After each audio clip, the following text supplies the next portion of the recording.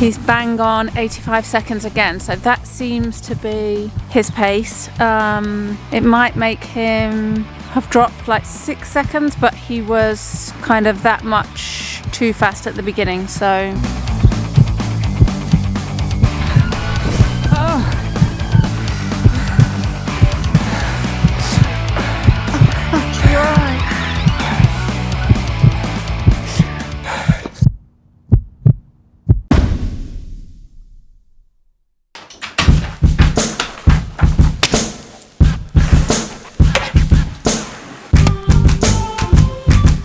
Now, I may not be the best runner in the world. As long as I'm trying to be the best version of me every day, I couldn't really care less. What I am good at though, and something I'm really proud of, is that I am a meticulous planner. Before I race, I like to go through everything. I like to get everything sorted in my head so that on the day, and we talk about this a lot in previous videos, I can just be in the moment, in the there. I don't have to think about anything. It's all been done up front. And that's what's happening right here.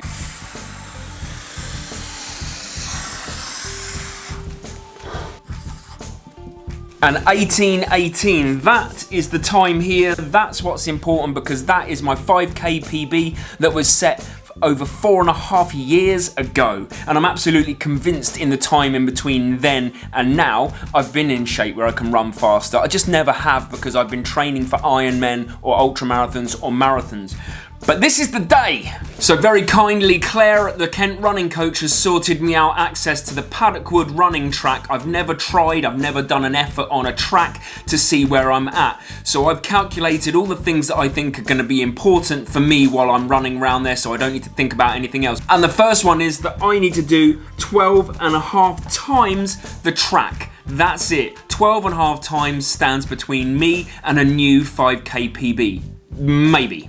And that is equivalent to 86 seconds per lap. On my first lap, because it's a half, I need to do 43 seconds or less. And all of that translates into 3:36 minutes per kilometre in order to get sub 18. Sounds simple. And what have I got going in my favour? Well, if you look back to the London Marathon in 2019, you'll see that one of my strengths, one of the few strengths that I have, is pacing and my ability to know pace. So just by knowing that I need to run 86 seconds a lap, 3:36 minutes per kilometre, I should be able to dial into that pace. And my plan being that for the first half of the 5k, I'm going to give that pace and that pace only. And then after that, I'm going to open up. If I've got anything left in the tank, I'm going to give it. I'm excited. Let's go.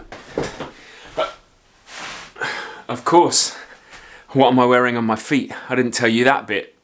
Come on, it's race day. I'm gonna give him another outing.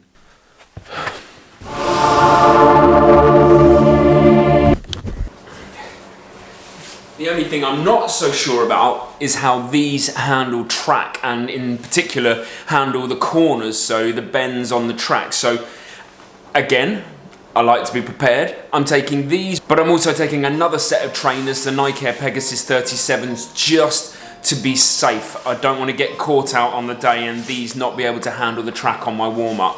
Man, there's a lot going on up here. Let's go, let's go, let's go.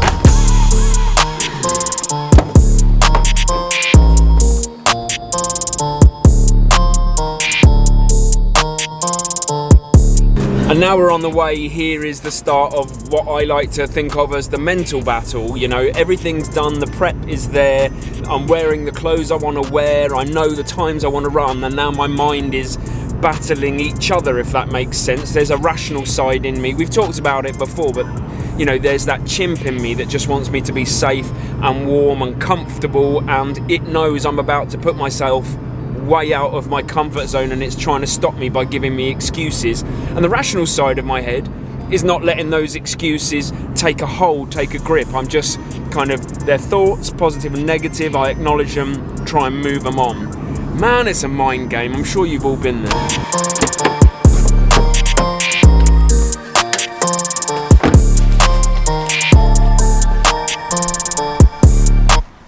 Oh, it's getting real now.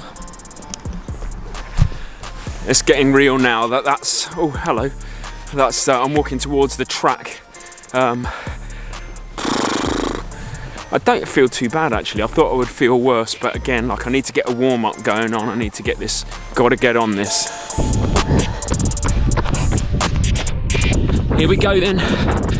Warm up, getting around the track, just seeing how my legs feel, but also seeing how it feels cornering in these alpha flies, because that was a big thing for me. Going in a straight line is one thing, but turning corners in these, because they're quite shifty trainers, but all feels all right at the moment. Whew. And there's no wind, and that's a big thing for me.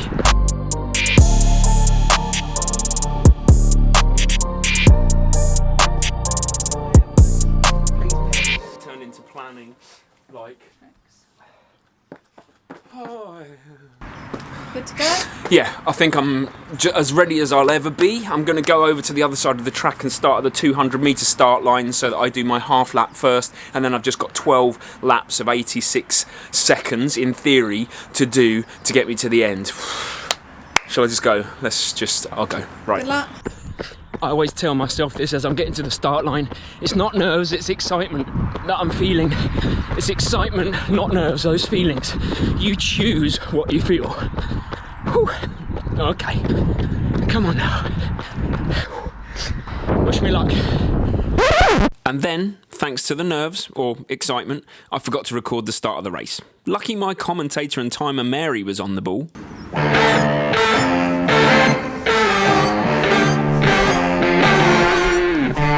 It's just started. I've got to time the lap, so I'm going to put this down and concentrate on my job.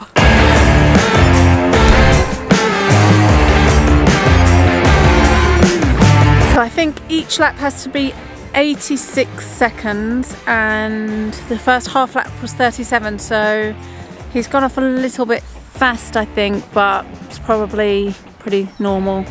And he'll find his rhythm, I reckon, in this lap. So it's exciting.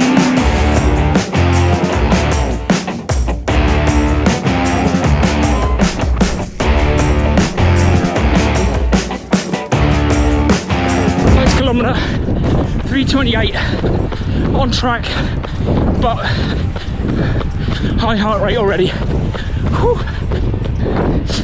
1 mile in. So he's on the 4th full lap now, I think.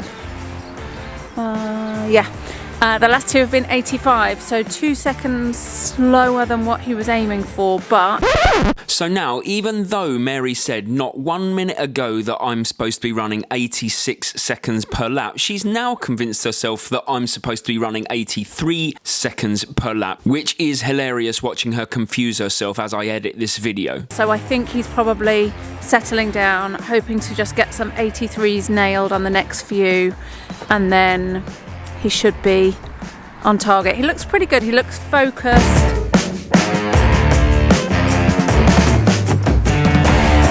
He's bang on 85 seconds again, so that seems to be his pace. I seem to have found a rhythm, dialed into 85 seconds a lap. In fact, laps 2 to 7 were all 85 seconds. I definitely found my rhythm, and I backed up the 3:29 kilometre with 2 kilometres of 3:32, so the PB was well and truly on. Oh my gosh, I've just been doing the whole thing thinking 85 was 2 seconds too slow, but it's actually 1 second quicker because he's aiming for 86. I forgot, so he's totally on track. I think he's about halfway, and I think he's bang on target, so come on, Ben. Might have to cut out all those other bits there where I thought you were a bit behind. Soz about that. It's well and truly on. 4 laps to go, with 3 to go. I'm going to empty this tank and just destroy myself and see how low I can go. It's got 4 laps to go, and I've just done some calculations in my head which are not to be trusted, but I think he should be on for about 17 minutes 30 seconds is my prediction. So I'm going to predict a time of, I'm going to go 17:28.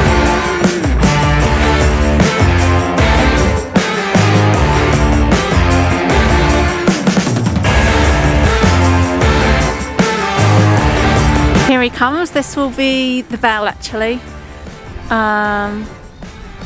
So I've got to check my lap counting. I've got a job to do here.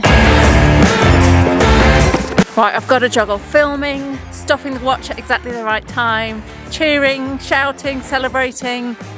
He's on 16:59 and he's on the home straight, so it's going to be well clear of 18 minutes. Let's just see how fast.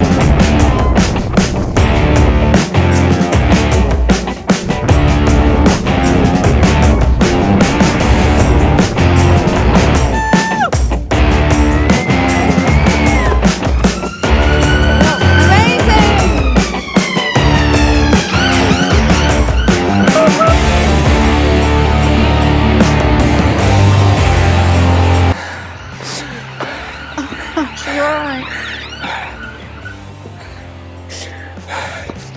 17:15. We're done, we got it. Smash on. Oh. 17:15. He even beat my prediction of 17:28 halfway. 17:15. That's a new PB by over a minute. It is actually, yeah, you're right. Holy cow. The pain. That means I'm satisfied that you've worked hard enough there. Yeah, thank you. Appreciate it. What's just happened? I've just had time to decompress that or decompact it or whatever you want to call it, and what's just happened? In truth, I think the classic perfectionist in me is going to be a bit upset that I didn't get all of the laps exactly right, and I had maybe even a little bit too much in the tank at the end there. But let's pick it apart in a second. When we get home, let's actually look at these splits. Mary's got them currently, and she was calling them out as we were going, but it'd be good to analyse just how, I mean, it felt good, don't get me wrong. So we're done, on our way home. How are you feeling? Surprisingly good, actually. I'm almost cursing myself a little bit that I didn't push harder, but in the moment you don't think you can. But when it's really difficult. Like, you always think you probably could have gone a little bit harder. I was so close to sub 17 minutes rather than sub 18, which is ridiculous to say. And was it hard? No. Really? I don't know. I always, my saying is keep your powder dry, isn't it? Like, I ran reserved for the first half to make sure I had it in the tank for the second half. I don't know how you do it. I would be... I mean, you look tired at the end. Yeah. I mean, it started to grind, but it was never at the point where I was like, I've done too much. Alright. But that's how I want it. It's how I talk about all of my races. It's getting it right, isn't it? It's having a strategy, having tactics, and that's what I'm all about, rather than just going out hard and seeing if I fall apart. Because although some people race like that, it's just not my way. So there we go. Official time of 17:15. I'm blown away as usual. I never expect those things to be in my legs. Like, I have tried to run sub 18 for the last 4 years, and it has felt completely out of my reach. And yet today, suddenly, actually, I felt like I probably could have gone a little bit harder. And when I look at my laps that Mary took, again, the thing that I'm proud of is not how fast I ran, but how disciplined I stayed in the run. And I'm always proud of my discipline, and I always say keep your powder dry for the second half. But when I look at my laps, with you take out the first half lap, because that's just getting into your rhythm, but for the next laps 1 to 9, bearing in mind I needed to run 86 seconds, I ran 82, and then I ran 1, 2, 3, 4, 5, 6, 7, 8 laps within 2 seconds of each other, no difference, every single time. Again, as always, every single time, and I bang the drum about it. We are our own biggest limiters. There is more in you than you think. You are more capable than you think, and I hope once again that this video has showed you that. And this is not me boasting or bragging, it is purely saying I didn't know that was in my legs, but I was going to give it my best shot. And maybe that's what we should all do, is just get out there and give it our best shot and not worry whether we get a PB or not. I wouldn't have been bothered if I didn't get a PB, by the way. It was just interesting to see what was there. Now, I'm sure you've noticed that there are now ads on my channel, and if you haven't watched the video for why that is, then I'll link it here. That's last week's video, and essentially all ad revenue for the year of 2021 is going to be donated to the Sam West Foundation, which is a charity that is close to my heart. Lots of exciting content to come. I'm excited. You can tell I'm pretty pumped from the day and from what I've achieved, and I'm going to go to bed with a big smile on my face because I've had such a brilliant day running, and that's what it's all about. I'll catch you on the flip side. Laters.